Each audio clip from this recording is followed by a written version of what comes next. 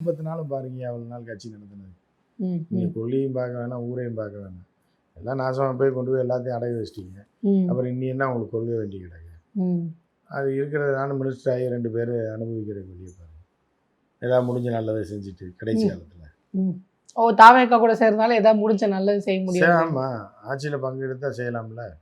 ஆட்சியில பங்கெடுத்தவங்க என்ன நல்லது செஞ்சாங்க? செய்யலாம்ல. இவங்களுக்கு தெரியும்ல, அவங்களுக்கு தான் தெரியாது, இவங்களுக்கு தெரியாது. வன்னியரசு அவங்களுடைய ஆட்சியில வந்து பங்கெடுத்திருக்காரு. வன்னியர்ஸ் எடுக்காங்க. வன்னியர்ஸ்லாம் மனிதர்கள் மாணிக்கம் இல்ல, அவர் என்ன நல்லது பண்ணாரு? போய் பண்ணிட்டு இருக்காருமா, அவர் வீட்டில் பண்ணிட்டு இருக்காரு. இல்ல, சமுதாயத்துக்கு என்ன பண்ணுவார். இனிமே முதல்ல வீட்டுக்கு ஃபர்ஸ்ட் வீட்டுக்கு பண்ணிட்டு அப்புறமா சமுதாயத்துக்கு. தூங்கி எழுந்துச்சிங்கன்னா வீட்டில் தானே குளிச்சு கிழிச்சு எல்லாம் ட்ரெஸ் எல்லாம் மாற்றிட்டு தானே சமூகத்துக்கு வர முடியும். இப்போ ரெடி பண்ணிட்டு இருக்காரு.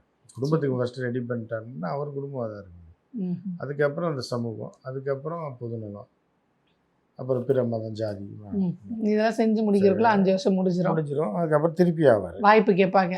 இப்போதாங்க இந்த முதல் படிநிலையில் இருக்கோம். அடுத்த படிநிலை போனா அடுத்த சமுதாயத்துக்கு செய்யணும். அதற்கான வாய்ப்பு வந்து நீங்க அடுத்த 5 வருஷம் கொடுத்தீங்கன்னா நாங்க செய்வோம் அப்படின்ற மாதிரி வந்து நிற்பாங்க. நீங்கள் தான் பண்ணுவாங்க.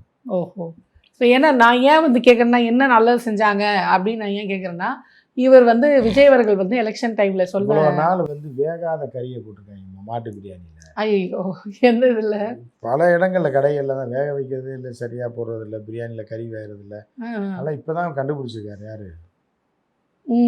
நம்ம இவர் அமைச்சர் வன்னியரசு அவர்களா?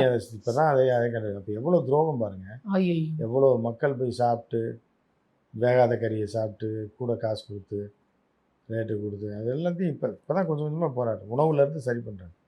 கறி வேகிறதுலேருந்து இப்போ தான் இறங்கியிருக்காரு. இன்னும் போக போக எந்தெந்த கடையில் கறி வேகலை, எவ்வளோ ரேட்டு கூட, என்னென்ன தரமான கறி அடுத்து தான் வந்து மாட்டுக்கறி எப்படி போடுறாங்க, அது எங்கேருந்து வருது, இது எல்லாத்தையும் சரி பண்ணிட்டு தான் எல்லாத்தையும் சரி பண்ணுவார்.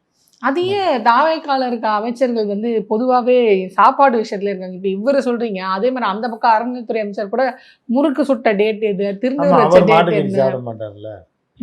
அது முறுக்கு சாப்பிட்றதுனால முறுக்குது. ஆமாம், ஓகே. அவர் முறுக்கு இப்படி வர பொங்கல் சாப்பிட்றவர் அவர் எப்படி, இவர் மாட்டு பிரியாணி குஸ்கா சாப்பிட்றவர் இவர் இப்படி. ஆனால் ஒரு அறநிலைத்துறை அமைச்சர், அதனால் அவர் இந்த ரேஞ்சில் இவர் போயிட்டு இருக்காரு. ஆனால் ஒரு அறநிலைத்துறை அமைச்சருடைய வேலை என்னவோ அதை கோட்டை விடுறாரு. இப்போ 100 கோடி சொத்து வந்து 3 கோடிக்கு ஆகி இந்த பக்கம் திரும்பும்போது எவனோ தெரியாதனமா ரெஜிஸ்டர் பண்ணிருக்காங்க. அப்போ ரெஜிஸ்டாரை வந்து நீங்கள் வந்து பதவி விடுத்துக்குவீங்க. ஓகே, அந்த வாங்கினவங்க விற்றவங்க 2 பேரும் இன்னைக்கு தலைமுறை தெரியாம தானே வாங்குறாங்க. இல்லை, ஏன் தலைமுறை ஆகணும்? தெரியாம வாங்கினாங்க, ஏன் தலைமுறை ஆகணும்? போலீஸ் தேடின தலைமுறை தான் தெரியாம பண்ணவரை பதவியிலேருந்து ராஜினாமா பண்ண மாதிரி தெரியாம நாங்க வாங்கிட்டோம், மன்னிச்சு விட்டுலாமே. போலீஸ் தேடும் போது அது லீகலா தானே பண்ண முடியும். போலீஸ் பிடிச்சி அவர் அப்பாவிகளை பிடிச்சி உள்ள வச்சு அடிச்சிச்சுன்னா என்ன பண்றது? லாக்அப் டெத் ஆயிரும்ல. அது யானை டெத்துக்கே இவங்க ஒன்றும் பண்ணல. அதுதான் மாட்டாதவன் தப்பிப்பான். அவன் மாட்டினான் உங்ககிட்ட சிக்கி தான் செய்ய முடியும். அதான் இவங்க 2 பேரும் எஸ்கேப் ஆயிட்டாங்க. இடத்த சொல்லியிருப்பாங்க, ஐயா தப்பான இடத்த விற்கிற, தப்பான இடத்த வாங்குறேன்னொடனே சரி 2 பேரும் சேர்ந்து தாய்லாண்டுக்கு ஓடி போயிடுவோம்னு ஓடி போயிருப்பாங்க. குறிப்பாக தாய்லாண்டுக்கு தான் போகணும். அது ஆனரேவல் விசா. அதுதான்.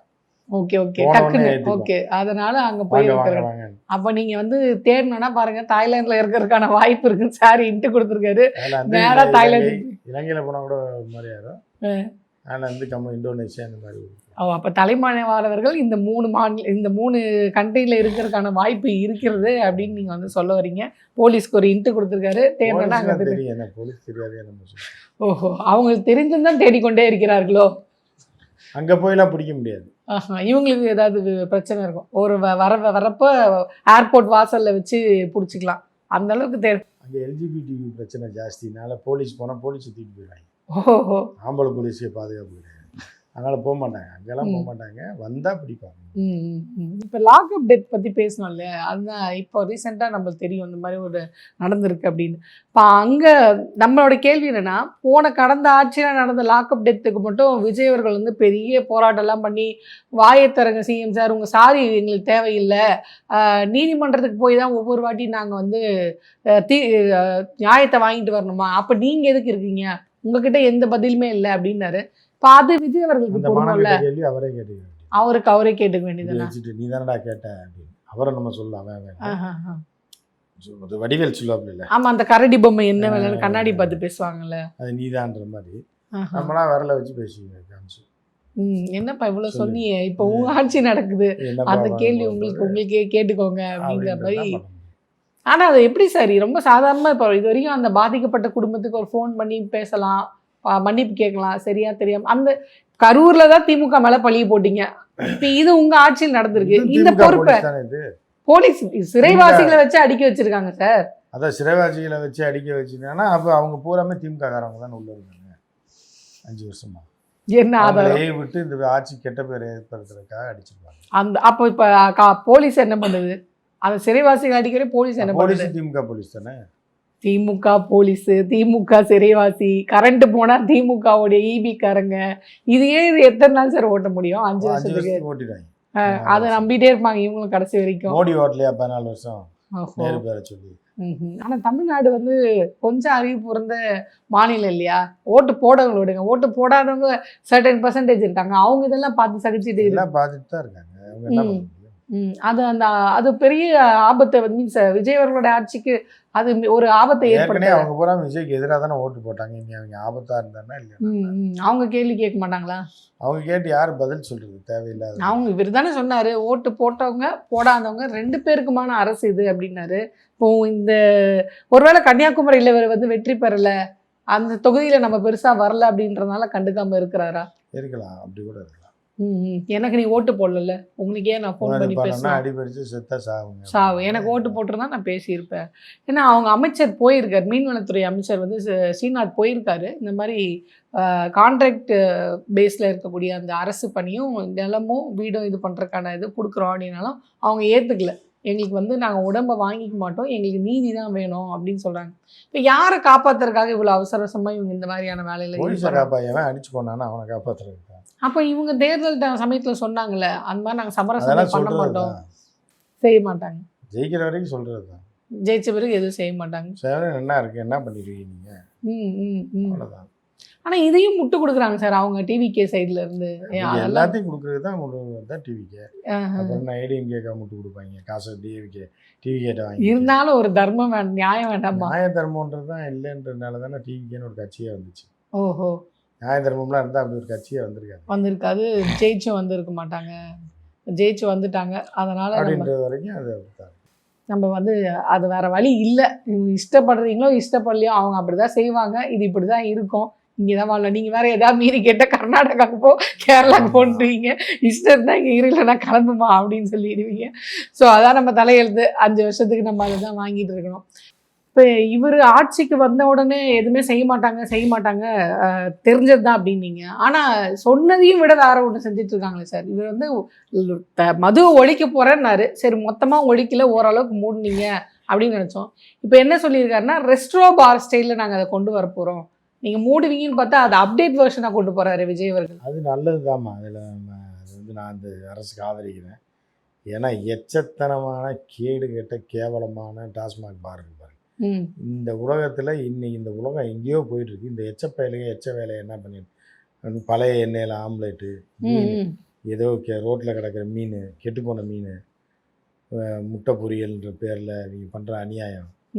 10 காசுக்கு அந்த கிளாஸை வாங்கிட்டு 10 ரூபாய்க்கு விற்கிறது, 10 ரூபா தண்ணி பாட்டிலை வந்து 40 ரூபாய்க்கு விற்கிறது. இந்த கொடூரன்களை வந்து முதல்ல அடித்து துரத்தி முதல்ல அவமானத்தை விட்டு இப்போ வெளியூர்காரன் வந்து குடிக்க வரான்னா கேவலமாக நடக்கும். இது இந்த 2 ஊரில் தான், தமிழ்நாட்டிலையும் ஆந்திராவில் மட்டும்தான் இந்த கேடு கெட்ட கேவலம் இருக்குது. கர்நாடகாவில் கிடையாது, கேரளாவில் கிடையாது. முதல்ல அந்த கிரகத்தை நீங்கள் மாற்றி தொலைக்கட்டும். அவன் என்னத்தையோ பண்ணிட்டு போகிறான், அது வேறு. ஆனால் ரெஸ்டோ பார்ன்றது அவசியம், உணவகத்தோடு சேர்ந்து ஒரு. ஆமாம், அதுன்றது நல்லது தான். எல்லாத்தையும் நம்ம எதுக்குன்னு அவசியம் கிடையாது, அது வர்றது நல்லது தான். ஏன்னா இந்த கேடு கேட்ட இதை பார்த்தாலே தமிழ்நாட்டை அசிங்கமாக பேசுவாங்க வெளியூருக்காரன்.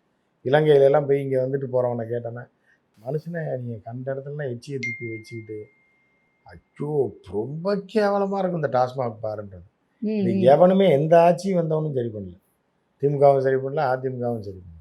இந்த ரெஸ்டோ பார் அப்படின்றது வந்து எல்லா ஊர்லேயும் இப்போ பெங்களூரில் எடுத்துக்கிட்டிங்கன்னா பப்பு இருக்கும், பார் இருக்கும், டீசெண்டாக இருக்கும். அதுக்கு ஒரு ரேட்டு போடுவான் ஏசிஸில். இங்கே தான் இந்த கேடு கட்டவனுங்க தான் வந்து கொள்ளையடிக்கிறதுல எந்தெந்த வகையிலலாம் கொள்ளையடிக்க முடியுமோ அந்தந்த வகையிலலாம் டாஸ்மாக் பாருன்ற ஒரு லைசன்ஸ் எடுத்து வச்சுக்கிட்டு இவங்க வந்து என்னென்னா பல லட்சம் ரூபா சம்பாதிச்சிடும். டாஸ்மாக் பாரில் என்ன, ஒரு ஆம்ல ஒரு முட்டை எவ்வளவோ 7 ரூபா. அது என்ன தான் எண்ணெயில் பொறிச்சாலும் 15 ரூபாய்க்கு மேலே வாங்க முடியாது. 20 ரூபா வைங்க, 30 ரூபா. அது என்ன பண்ணுவாங்கன்னா திருட்டு நாய்ங்க வந்து என்னென்னா 2 முட்டையை போட்டு 3 ஆம்லேட்டாக போட்டுருவான். 1.30 90 அதாவது 10 ரூபா முட்டையை 90 ரூபாய்க்கு விற்கிற ஒரே ஆள் இவங்க தான், தமிழ்நாட்டில் தான், இந்த டாஸ்மாக் பாரில். அவங்கிற மாதிரி எச்ச பயல்களையும் திருட்டு பயல்களையும் முள்ள மாதிரிகளையும் பார்க்க, ஏன்னா மாமூல் அந்த அளவுக்கு அவனுக்கு போலீஸ்காரருக்கு மாமூல் மாமூல் அப்படின்னு சொல்லி கொள்ளை அடிக்கிறாங்க. இந்த ஊர் தமிழ்நாடு மாதிரி கொள்ளைக்காரங்க ஊர் எதுவுமே கிடையாது. இந்த கொள்ளைக்காரங்களை ஓரளவுனால கட்டுப்படுத்துறதுக்கு இந்த ரெஸ்டோ பார் தேவை தான். அப்போ நீங்கள் அதை வரவேற்கிறீங்க? நிச்சயமா அது அரசுக்கு வருமானம் வருது இல்லை, அதாவது டீசெண்டாகவும் இருக்குல்ல. எச்சியில் உட்காந்து குடிக்கிறதுக்கு எச்ச பயலுங்க ஒரு டீசெண்டாக உட்காந்து குடிக்கலாம்ல. இப்போ நீங்கள் சொன்னீங்களே டீசெண்டாக உட்காந்து குடிக்கலாம் அப்படின்ட்டு, அப்போ இன்னும் இருக்கக்கூடிய சின்ன பசங்களாம் வாட்டா டீசெண்டாக போய் குடிக்கலாம் அப்படின்ட்டு அதை என்கரேஜ் பண்ணுறது. எல்லா ஊர்னையும் குடிக்க தான் செய்யும். மக்கள் எவ்வளியோ மன்னன் எவ்வளின்ற மாதிரி இப்போ சவுத் ஈஸ்ட் ஏசியா ஃபுல்லாக கடை இருக்குது. இந்த இப்போ நான் வீடியோ வேணால் தரேன் போடுங்க. தாய்லாண்டில் பொம்பளை பிள்ளைங்க தான் வித்துட்டு இருக்கு. இங்கே இப்போ இதில் தான் இருக்கும், இதில் டிபார்ட்மெண்ட் ஸ்டோரில் தான் தனி ரேக் இருக்கும். ஒரு ஃப்ரிட்ஜு தனியாக, பீருக்கு தனியாக இருக்கும். எடுத்து வந்தீங்கன்னா பிள்ளைங்க தான் பில்லு போடுறாங்க. நான் கையை பிடிச்சி இழுத்துட்டாங்களா, வடிவேல் கேட்ட மாதிரி, இல்லை கிள்ளி பிடிச்சிட்டாங்களா, கையை பிடிச்சி இழுத்துட்டாங்களா அப்படின்ற மாதிரி, இது அத்தை மகளை பிடிச்சி இழுப்பாப்லையே அந்த மாதிரி ஏதாவது எல்லாத்தையும் சொல்லிட்டு எல்லாம் பண்ணிட்டேடா யாருமே எதுவுமே பண்ண மாட்டாங்க. டீசெண்டாக வாங்கிட்டு போவாங்க, பிள்ளைங்க எடுத்து கொடுப்பாங்க, ஸ்கேன் பண்ணி பில்லு போடுறாங்க. அந்த பிள்ளை எல்லாம் இதாக போச்சு. இங்கே தான் அந்த கேடு கிட்டத்தனம் புறானது. ஆமாம். ஸோ வந்து இந்த மனிதர்கள் சரியில்லை, இந்த மக்கள் சரியில்லை. இவன் திருந்தினானா எல்லாருமே திருந்திடுவாங்க. நீ அரசாங்கத்தை மட்டுமே எல்லாத்துக்குமே குறை சொல்ல முடியாது. மக்கள் கேடு கெட்ட மக்களாக இருக்கிற வரைக்கும் அப்படித்தான் இருக்கும்.